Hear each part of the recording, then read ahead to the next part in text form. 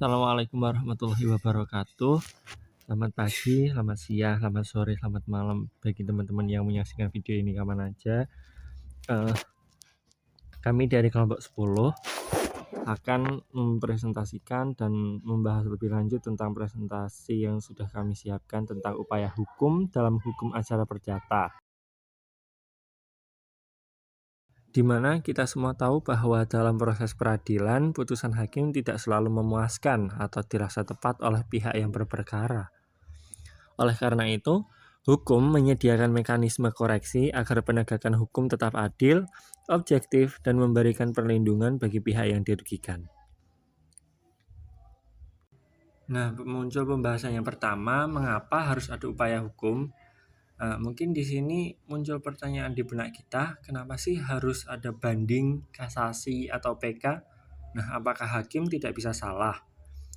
Nah, slide ini menjawab keraguan itu, di mana kita harus sadar bahwa hakim adalah manusia juga yang mungkin saja melakukan kehilafan atau salah dalam menilai bukti. Jadi sistem hukum kita sebenarnya sangat rendah hati dengan menyediakan tangga koreksi. Nah, tujuannya simpel, untuk menjamin keadilan, supaya pihak yang merasa dirugikan karena putusan yang tidak pas punya kesempatan untuk mencari keadilan kembali.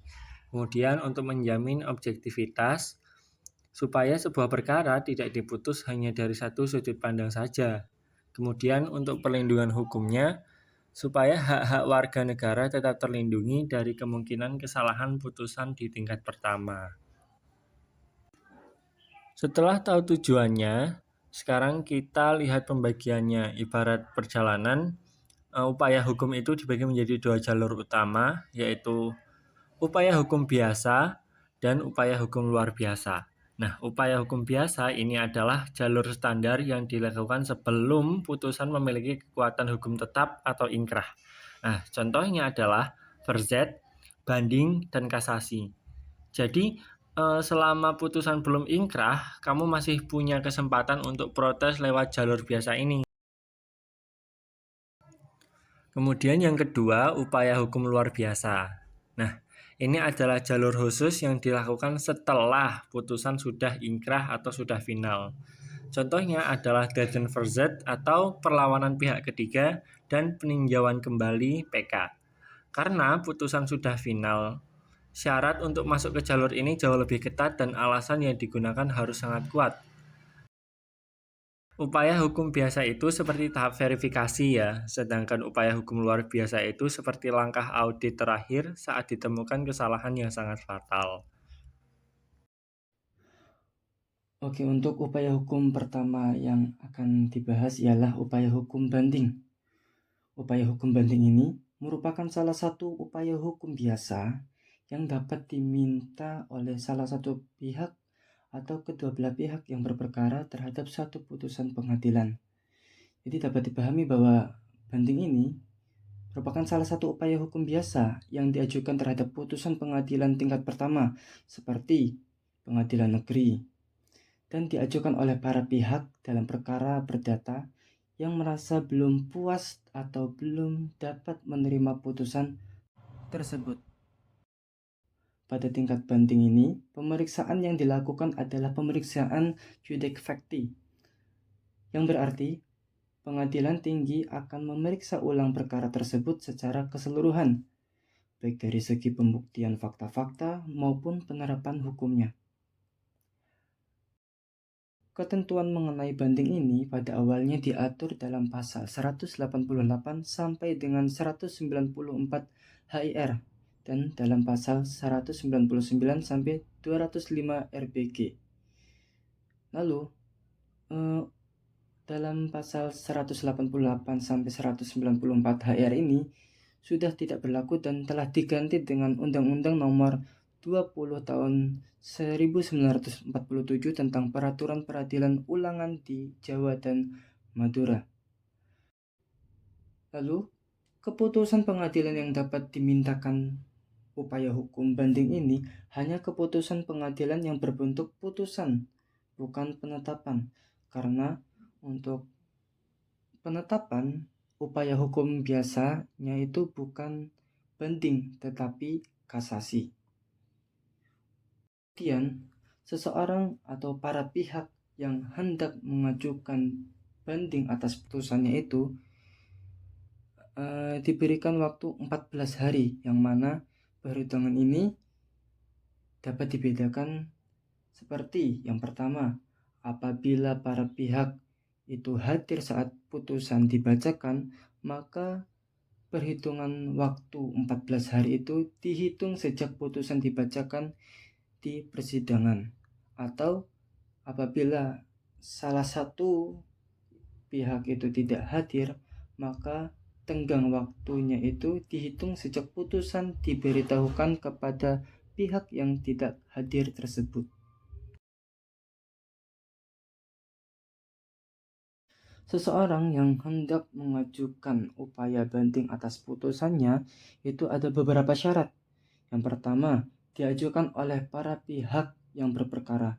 Jadi apabila yang mengajukannya itu bukan penggugat, bukan tergugat maupun kuasa dari penggugat tergugat, itu tidak bisa. Yang kedua, diajukannya itu masih dalam tenggang waktu banding yang telah ditentukan, yakni 14 hari, yang mana sudah disebutkan tadi. Yang ketiga ialah putusan tersebut menurut hukum dapat dimohonkan banding. Contoh yang tidak dapat dimohonkan banding ialah putusan first take. Nah, putusan first take ini kalau mau yang melakukan upaya hukum, maka upaya hukumnya itu berupa upaya hukum first.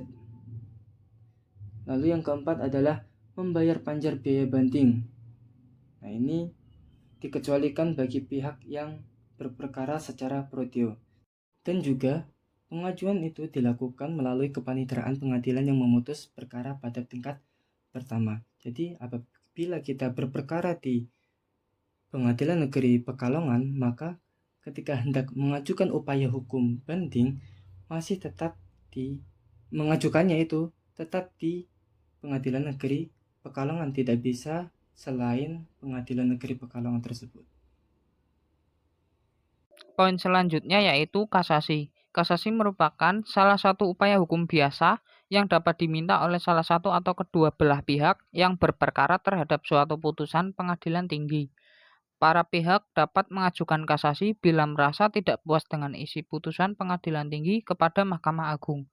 Upaya hukum kasasi ini diatur dalam beberapa undang-undang nomor 14 tahun 1985 tentang Mahkamah Agung, di antaranya pasal 40 ayat 1 dan 2, pasal 44 ayat 1, pasal 46 ayat 1, 2, 3, dan 4, pasal 47 ayat 1, 2, dan 3, pasal 48 ayat 1, pasal 49, pasal 50 ayat 1 dan 2, pasal 51 ayat 1 dan 2, dan pasal 52.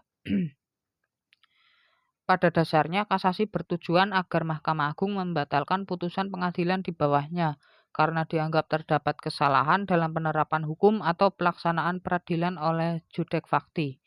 Dengan demikian, kasasi dapat dipahami sebagai bentuk pengujian oleh Mahkamah Agung terhadap putusan pengadilan agama dan pengadilan tinggi agama, pengadilan tata usaha negara, dan pengadilan tinggi tata usaha negara maupun pengadilan negeri dan pengadilan tinggi. Artinya kasasi merupakan pembatalan putusan oleh Mahkamah Agung. Batas waktu pengajuan kasasi adalah 14 hari setelah putusan tingkat banding diberitahukan. Apabila syarat ini tidak dipenuhi, permohonan kasasi akan dinyatakan tidak dapat diterima.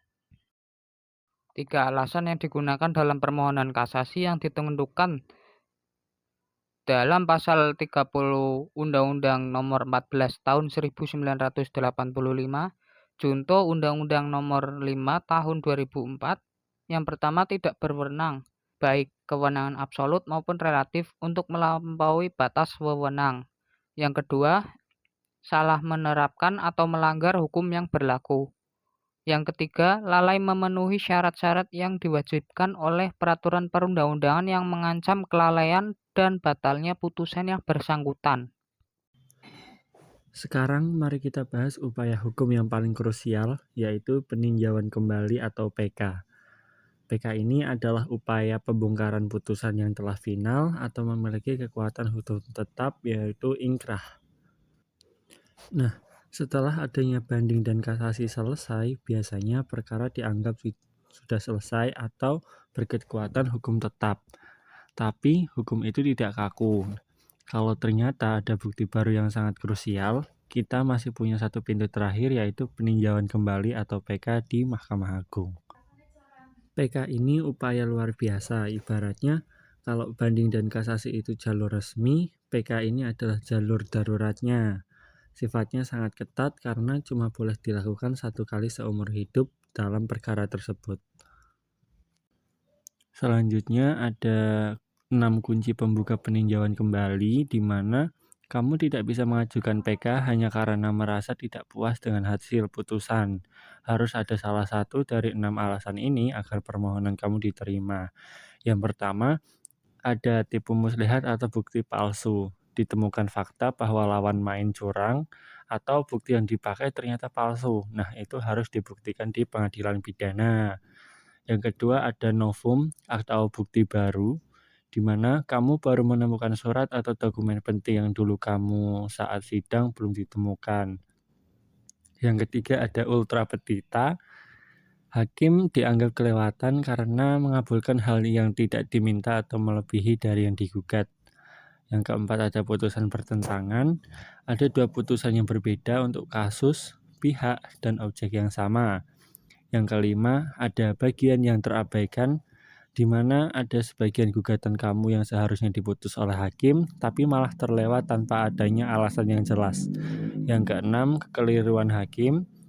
Ditemukan kesalahan atau kekhilafan yang nyata dari hakim yang mengambil keputusan untuk memutus perkara tersebut.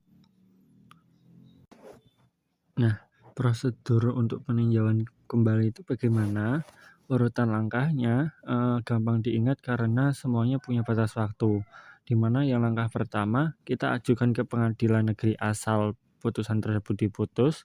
Kemudian panitera pengadilan negeri akan kirim salinannya ke lawan maksimal 14 hari. Kemudian langkah kedua, lawan dikasih waktu 30 hari buat bikin jawaban atau tanggapan. Kalau lebih dari 30 hari mereka nggak jawab, ya sudah, mereka dianggap nggak mau menanggapi putusan tersebut. Nah, langkah yang ketiga, di mana berkas permohonan dan jawaban itu dikirim ke Mahkamah Agung oleh pengadilan asal dalam 30 hari. Setelah itu tinggal menunggu keputusan dari Hakim Agung untuk diterima atau diputus perkara tersebut. Jadi ketiadaan jawaban dari pihak lawan tidak menghentikan atau menggagalkan prosedur PK, melainkan hanya berarti hakim di Mahkamah Agung nantinya akan memutus permohonan PK tersebut tanpa mempertimbangkan tanggapan dari pihak lawan. Kemudian ini ada tabel kayak contekan untuk membedakan antara banding, kasasi, dan PK. Nah, dari sifat, banding dan kasasi adalah upaya hukum biasa, sedangkan PK adalah upaya luar biasa. Kemudian dari fokus pemeriksaannya, jika banding memeriksa fakta dan hukum, yaitu judex facti, kasasi hanya fokus pada penerapan hukum saja atau judex jurisnya. Sedangkan VK fokus pada pemeriksaan ulang berdasarkan alasan khusus yang tadi 6 itu sudah kita terangkan. Kemudian untuk batas waktunya, banding dan kasasi punya patokan waktu 14 hari. Nah, sedangkan PK itu waktunya sangat fleksibel karena tergantung kapan bukti baru atau alasan PK tersebut ditemukan. Pada akhirnya memahami alur dari tingkat pertama hingga upaya hukum luar biasa seperti PK adalah bentuk perlindungan diri agar kita tidak terjebak dalam kegagalan prosedural saat memperjuangkan hak-hak umum kita. Demikian presentasi dari kelompok 10. Kami menyadari bahwa materi ini cukup kompleks, oleh karena itu kami sangat mengapresiasi jika ada rekan-rekan yang ingin mengajukan pertanyaan atau berbagi pandangan terkait topik ini, kami persilahkan. Nah, sekian dari kelompok kami. Wassalamualaikum warahmatullahi wabarakatuh.